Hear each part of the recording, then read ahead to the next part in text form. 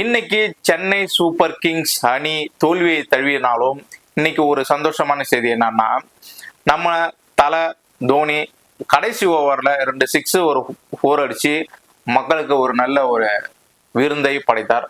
இன்னைக்கு மைதானமே பலத்த சந்தோஷத்துல இருந்தாங்க.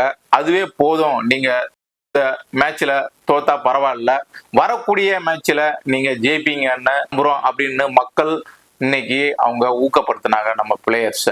இதுவும் ஒரு வகையில நன்று. லாஸ்ட் அந்த பெங்களூரு அணி தான் நம்மளை வீட்டுக்கு அனுப்புனது. அந்த அணியை இந்த தடவை பழிக்கு பழி தீர்க்குமா என்று பலரும் எதிர்பார்த்து கொண்டிருந்த நிலையில இன்னைக்கு ஒரு சம்பவத்தை செஞ்சிருக்கு பெங்களூரு அணி. ஆமா, அவங்க ஒரு நல்ல ஃபார்ம்ல இருக்காங்க. பேட்டிங், ஃபீல்டிங் அனைத்திலும் சிறந்து இன்னைக்கு விளையாடினாங்க. 197 என்ற ஒரு இமாலய ஸ்கோரை அவங்க இன்னைக்கு பதிவு செய்தாங்க. அதை ஈஸியா சேஸ் பண்ணி ஜெயிச்சிடலாம் அப்படின்னு நினைத்து ஆடிய சென்னை சூப்பர் கிங்ஸ் அணிக்கு இன்னைக்கு பெரிய ஏமாற்றம் மிஞ்சியது.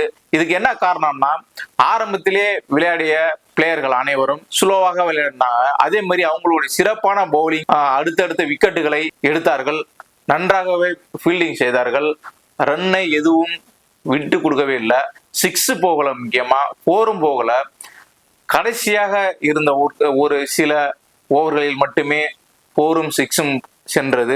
நம்மளுடைய தல சிங்கம் தோனி அவர்கள் கடைசியாக 2 6ம் ஒரு பவுண்டரியும் விளாசினார். அதுவே மக்களுக்கு பெரிய ஒரு விருந்தாக இருந்தது.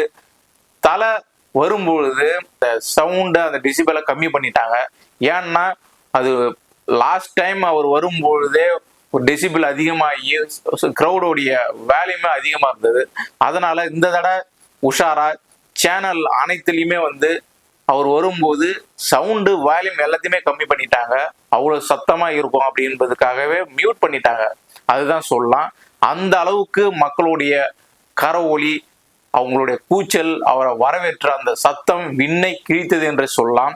அதே மாதிரி சென்னை சூப்பர் கிங்ஸ் அணியில இன்னைக்கு ஒரு பெரிய ஏமாற்றம் மக்களிடையே தென்பட்டது.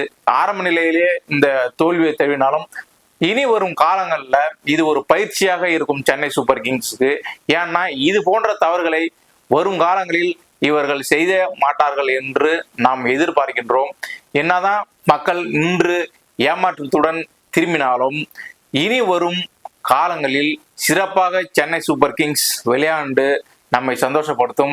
இன்னைக்கு ஒரு தோல்வியை சென்னை அணி பெற்றால் என்ன, அதுக்காக வரும் காலங்களில் சிறப்பாக விளையாடுவாங்க. இதை நீங்க பெரிய ஒரு விஷயமா எடுத்துக்காதீங்க. ஏன்னா இது ஒரு சாதாரண ஒரு தோல்விதான். சரி, பாவம் ஆர்சிபி பெங்களூரு ஒரு 17 வருஷத்துக்கு பிறகு ஜெயிச்சுட்டு போட்டோம் அப்படின்ற ஒரு அந்த வரலாற்று சம்பவத்தை இன்றைக்கு சிறப்பாக செய்துள்ளார்கள் பெங்களூரு அணி.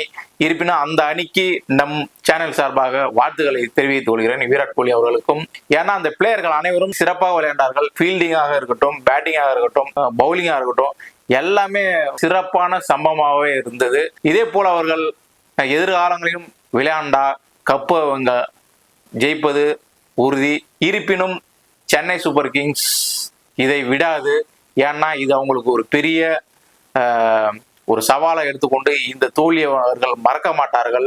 அடிப்பட்ட பாம்பு கொத்தும் என்பது போல இவர்கள் எப்பொழுது பெங்களூரு அணியை வீழ்த்துவது என்ற ஒரு நோக்கத்திலே இருப்பார்கள். ஆகையால கப்பு நமக்கு தான், கப்பு நமக்கு தான். சென்னை சூப்பர் கிங்ஸ் எப்பயுமே ஜெயிக்கும். அடுத்த வீடியோவில் உங்களை சந்திக்கிறேன். நன்றி, வணக்கம்.